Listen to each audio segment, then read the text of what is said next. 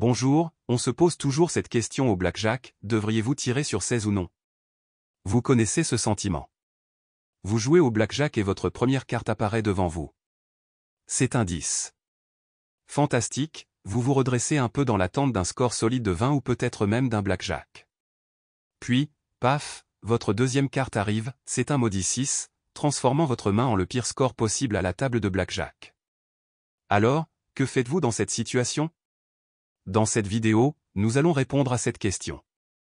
Selon votre niveau d'expérience, vous savez probablement que la réponse est « cela dépend de la situation ». Avant d'examiner les différents scénarios qui influencent cette décision, il vaut la peine de noter qu'avec un score de 16, peu importe la décision prise, nous sommes favoris pour perdre la main. 16 est le pire score que vous pouvez obtenir à la table de blackjack. En regardant cette vidéo jusqu'à la fin, vous comprendrez pourquoi. Avec un score de 16, nous sommes mal placés. Si nous restons avec notre score de 16, nous ne pouvons gagner que si le croupier dépasse 21. Cependant, si nous prenons une autre carte, 8 des 30 nous feront dépasser 21. C'est une probabilité énorme de plus de 61%. De plus, même 40% du temps où nous ne dépassons pas, il n'y a toujours aucune garantie que nous gagnerons. Avec un tel taux de dépassement, vous pourriez penser que la réponse à la question « devriez-vous tirer sur 16 » est un non retentissant. Examinons le scénario où vous auriez raison et c'est le cas. Souvenez-vous, le casino a un avantage parce que nous prenons notre décision en premier. Les joueurs peuvent souvent dépasser avant que le croupier n'ait à faire quoi que ce soit. En regardant notre tableau de stratégie de base, nous voyons que lorsque la carte visible du croupier est 2, 3, 4, 5 ou 6, nous n'avons pas besoin de nous mettre en danger. Quand un croupier a ses cartes, cela signifie qu'il devra prendre une autre carte, se mettant ainsi en danger de dépasser. Nous ne voulons pas faciliter les choses pour le croupier. Il devra nous battre en obtenant 17 ou plus s'il veut prendre notre argent. Souvenez-vous de ce que j'ai dit au début de la vidéo, nous sommes toujours favoris pour perdre cette main. En regardant le tableau, nous pouvons voir qu'avec toutes ces cartes, le croupier est plus susceptible de faire une main que de ne pas en faire. Cependant, la décision de prendre une carte dans ces situations nous fera perdre moins souvent. Examinons maintenant les scénarios où nous tirerions avec un score de 16. En revenant à notre tableau de stratégie optimale, nous voyons que lorsque le croupier a une carte de 7 ou plus, nous devons maintenant prendre une autre carte. Avec ces cartes, la probabilité pour le croupier de dépasser a considérablement diminué. Prenons un A par exemple. Il y a environ 11% de chances que le croupier dépasse lorsque sa carte visible est un As. Avec un score de 16, si le croupier ne dépasse pas, alors nous avons perdu notre argent. Cela signifie que si nous décidions de rester sur 16 contre un A du croupier 100 fois, nous ne gagnerions que 11 fois. C'est une façon rapide de perdre notre argent. On retrouve une histoire similaire lorsque la carte visible du croupier est 10, 9 et 8.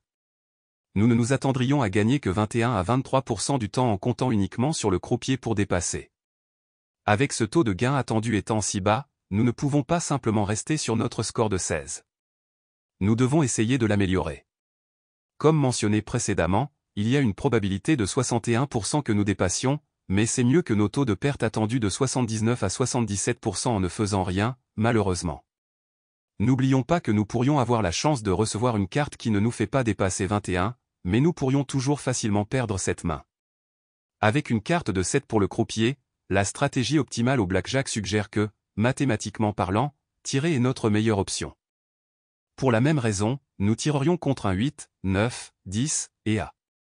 Personnellement, je n'ai aucun problème à rester sur un 16 lorsque le croupier montre un 7. La probabilité que le croupier dépasse est désormais de 30% et j'aime réduire le nombre de fois où je dépasse en jouant au blackjack.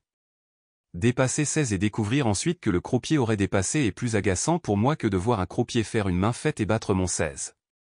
C'est particulièrement vrai si je compte les cartes ou si je prête simplement une attention particulière aux autres cartes sur la table. S'il y a eu beaucoup de petites cartes et que je pense qu'une grosse carte arrive, alors je ne prendrai pas une carte sur mon 16 contre un 7 du croupier avec plus de cartes hautes restantes. Je sais que mes chances de dépasser sont potentiellement plus élevées que 61%. Si le croupier n'a pas un score de 17 avec les deux premières cartes, alors il est en danger de dépasser.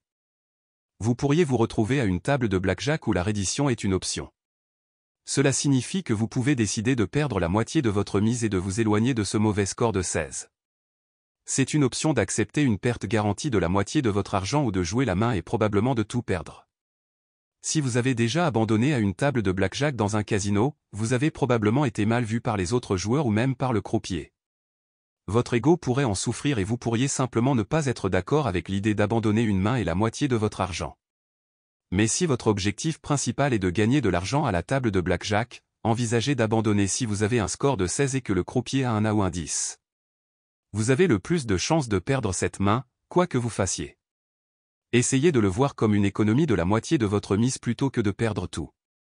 Aussi agaçant que cela puisse être d'être coincé avec un 16, c'est juste une partie du jeu. Nous devons prendre le mauvais avec le bon. La stratégie décrite dans cette vidéo vise à réduire vos chances de perdre avec un 16. Si vous restiez sur 16 à chaque main, vous n'auriez absolument aucune chance d'être un joueur de blackjack rentable. Si vous souhaitez en savoir plus sur comment gagner de l'argent en jouant à des jeux de casino en ligne comme le blackjack, abonnez-vous à la chaîne et visitez le site web. Le lien est dans la description. Merci d'avoir regardé et à bientôt dans la prochaine vidéo.